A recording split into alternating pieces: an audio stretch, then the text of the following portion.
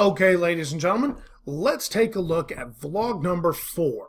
Now, let's do a little review. Number 1, you first have to determine what are you going to do, what kind of content are you going to teach. Number 2, you have to create some sort of content. Now, that content could be video, it could be textual, it could be a variety of things.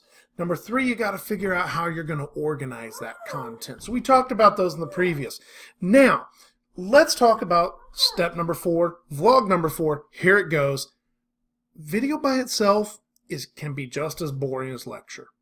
Just because I'm talking to you over digital means doesn't necessarily make you more engaged. So we need to do a couple things to maybe improve our basic engagement here. So let's do something like that by using a tool. And an interaction tool is key.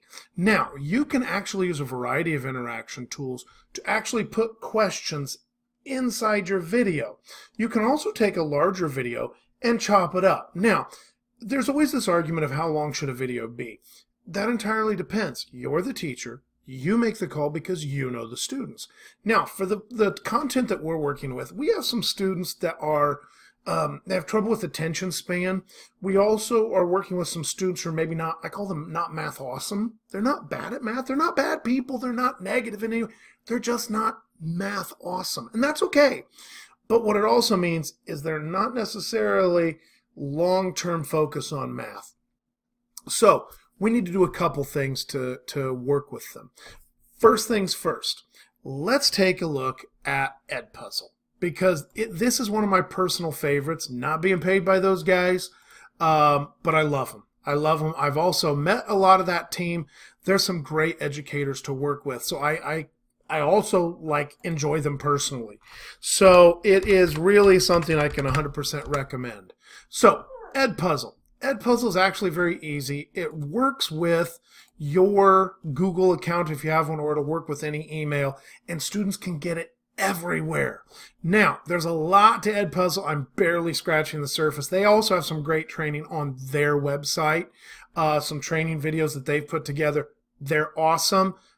Check them out. But I'm just going to log in with my Google, and I'm going to log in as a teacher. Now, by the way, we have the teachers at my school also use EdPuzzle for their mandatory training on things like diabetes or child abuse, or how to use an EpiPen, things like that. And so they have accounts as teachers and as students because this works as well with adults as it does with younger students.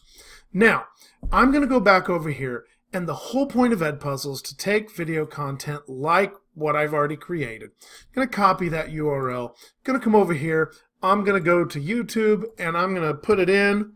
Boop, there's my link, and it brings up my video from YouTube. So that YouTube is stored over on YouTube and on their servers. Here's the nice thing, though. For a lot of schools that they don't allow YouTube to be used, which I totally get, because if you'll take a look, I have no control on what's coming up here and showing it to you. As much as I do enjoy George Carlin, I don't know that that's always school appropriate. 7 words you can't say on television. So EdPuzzle is a nice way to take that content, put it into an EdPuzzle, and it's run through them, and it limits that content.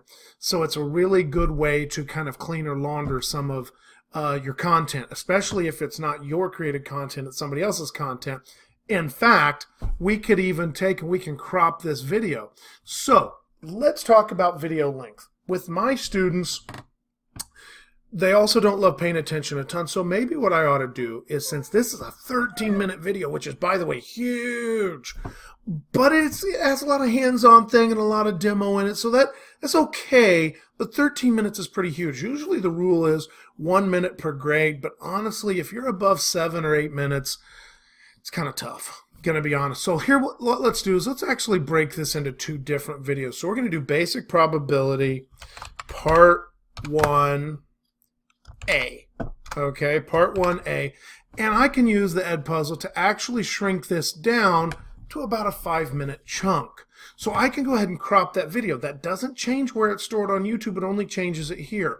Now, I need to know where I'm cropping it to because, I mean, yes, I want the intro. Yay. Okay, great. Yes, let's talk about probability. Now let's go over here and say we have classical probability. Let's see here. Let's actually go back a little bit. And so we have here.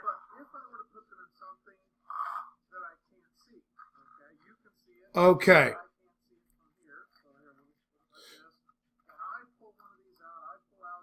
So it looks like we need to increase up to about somewhere in here, classical probability 1 or 2.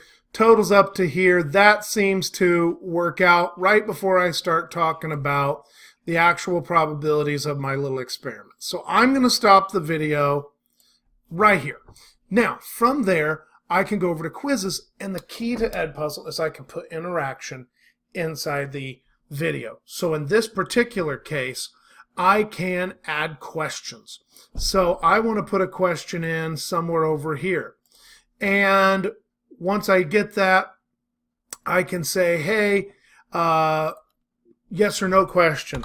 Have you ever seen the percentages used by the weatherman on the TV or radio, internet, etc. Okay, now I can clean that up and I can say, hey, yes I have, or no I haven't. Now in this case I'm grading it right or wrong. It doesn't have to be right or wrong. Let's just do it this way. Let's do free response, so whatever their answer is just fine, and I can go ahead and grade it. I could also put in a comment and say, this is one of the most common ways to see. Once you get done with all of this, probably this is our best bet over here. Once you get done with all of this, all you have to do is hit finish, and it will save it, and you can assign it to your various classes. So I'm going to assign it to BPA, and there we go. I can assign it. Once it's assigned, I can share that link. I can set it for when it's due. I can do all sorts of things with it. But now what I've done is I've taken a large chunk of content. I've first shrunk it down to a size that should be usable for my students that I'm talking to. And then within that, I've broken it up. And by the time I get done, when you see it here in the next video, I will have broken it up into about 1.5 minute chunks or 1 minute chunks so that there's some sort of interaction happening on a regular basis. So that's one way to take either content you've created or content that you've grabbed off the internet. We call that curated versus created, which is fine. It allows you to break it up and put some interaction inside that. So with that, we're adding interaction to this puzzle. Now that's not the only way to add interaction. We'll talk a little bit about that as we move forward. So there we go. There's vlog 4. Thanks, folks.